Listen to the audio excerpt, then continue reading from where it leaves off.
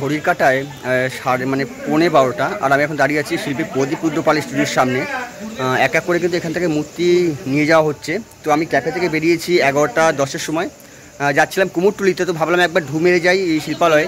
তো এসে দেখলাম যে এখানে একের পর এক কিন্তু মূর্তি বের করা হচ্ছে। তো দেখলাম রাস্তায় কিন্তু গণেশ, লক্ষ্মী, সরস্বতী, কার্তিকের মূর্তি বেরিয়ে গেছে, আর এখন দুর্গার মূর্তি বাকি আছে। তো বেরাবে এখন দুর্গা মূর্তি। তো চলো যাওয়া যাক দুর্গা মূর্তির সামনে, দেখা যাক কীভাবে বেরাচ্ছে। প্রদীপ রুদ্রপালে কিন্তু দুটো স্টুডিও আছে, ওখানে একটা মেইন স্টুডিও আর এখানে একটা স্টুডিও। এখানে বড় বড় ঠাকুর রাখা হয়, আর শিবভূমি ঠাকুর কিন্তু ওইখানে রাখা হয়। তো দেখছো এখানে ঠাকুর বের করার কাজ চলছে এখানে।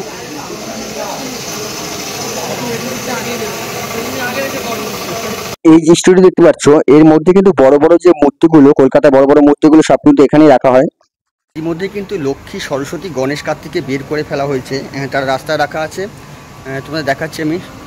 দেখছো এটা কিন্তু মা লক্ষ্মীর মূর্তি, মা লক্ষ্মীকে বের করা হয়েছে। সামনে রয়েছে গণেশের মূর্তি, এগুলো কিন্তু মূর্তিগুলো বের করা হয়ে গেছে।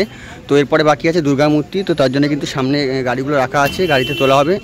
তোমরা দেখছো প্রদীপ রুদ্রপালের স্টুডিও থেকে কিন্তু যে মাতৃমূর্তি বের করা হচ্ছে। প্রায় 30 জনের মতো কুলি রয়েছে, তারা কিন্তু ওই মূর্তির নিচে বাঁশ দিয়ে তারপরে কিন্তু তাতে দড়ি বেঁধে কিন্তু মূর্তি বের করছে। এই মূর্তি যাবে কিন্তু সল্টলেক যে আছে, আমাদের সল্টলেকের যে আইবি ব্লক, সেই আইবি ব্লকে যাবে এই মূর্তি। দেবী মূর্তির মুখ খোলা থাকলেও সিংহর মুখটা কিন্তু দেখছো যে কাপড় দিয়ে বাঁধা রয়েছে। শিবভূমির ঠাকুর বের করার সময় কিন্তু হয়তো সিংহর মুখটা খুলে গেছিল, তারপর থেকে কিন্তু সিংহর যে মুখ সেটা কিন্তু কাপড় দিয়ে বেঁধে দেওয়া হয়েছে, যাতে খুলে পড়ে না যায়। আর 30 জন শ্রমিকের অক্লান্ত পরিশ্রমের ফলে কিন্তু যে স্টুডিও থেকে মূর্তি বাড়িতে বার করা হয়েছে। এবার যে রাস্তা আছে, এই রাস্তা দিয়ে টেনে কিন্তু মেইন রাস্তা, সেই মেইন রাস্তা নিয়ে যাওয়া হবে। দুর্গাপুজো কিন্তু একেবারে দোরগোড়ায়, তাই তোমরা দেখছো মহালয়া কিন্তু সামনে, আর মহালয়ার আগে কিন্তু দেবী মূর্তি এক এক করে কিন্তু মণ্ডপে নিয়ে যাওয়া হচ্ছে। ইতিমধ্যে কিন্তু শ্রীভূমির যে দুর্গা মূর্তি, সেই দুর্গা মূর্তি দুদিন আগে কিন্তু নিয়ে যাওয়া হয়েছে। তারপরে সনাতন রুদ্রপালের স্টুডিও থেকে দুর্গা মূর্তি নিয়ে যাওয়া হচ্ছে। বড় বড় যে পূজা মণ্ডপগুলো আছে, সেই মণ্ডপের মূর্তিগুলো কিন্তু আগে থেকে নিয়ে যাওয়া হচ্ছে, কারণ আর আকাশও কিন্তু মেঘলা রয়েছে। একটু আগে কিন্তু এক পশলা বৃষ্টি হয়ে গেছে, তো যখন তখন বৃষ্টি পড়তে পারে। তো দেখা যাক শেষ পর্যন্ত কি হয়।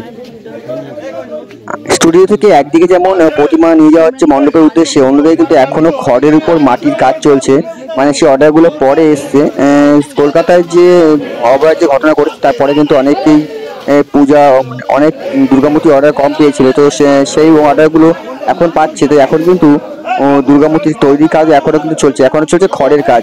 পাশে রয়েছে কালাচাঁদ রুদ্রপাল, অর্থাৎ প্রদীপ রুদ্রপালেরই দাদা, আর তার শিল্পালয় দেখা গেল যে সেখানেও কিন্তু ওই যে মাটির কাজ চলছে মূর্তিতে এখনো।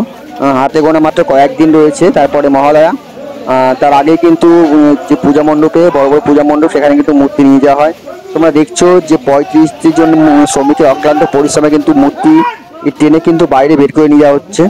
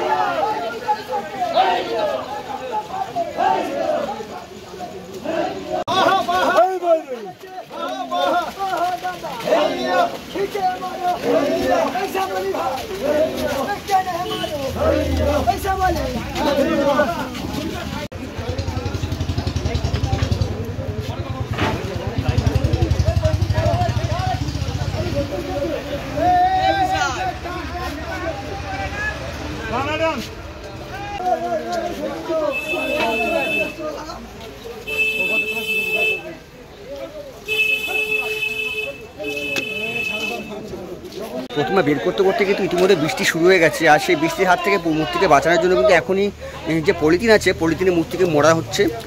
তো তোমরা দেখবে এখন যে দেখতে পাচ্ছ, তোমরা দেখাচ্ছি আমি, দেখছো এখানে কিন্তু পলিথিনে কিন্তু মা দুর্গার মূর্তিকে মোড়া হচ্ছে।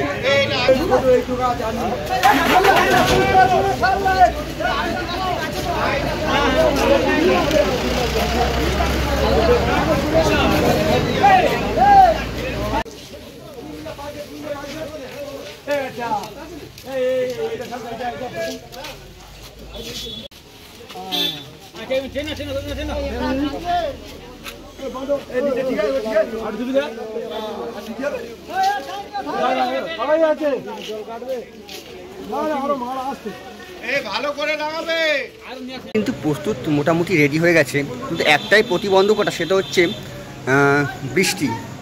আর সেই প্রতিবন্ধকতার সম্মুখীন হতে হলো এই পূজা কর্তৃপক্ষকে।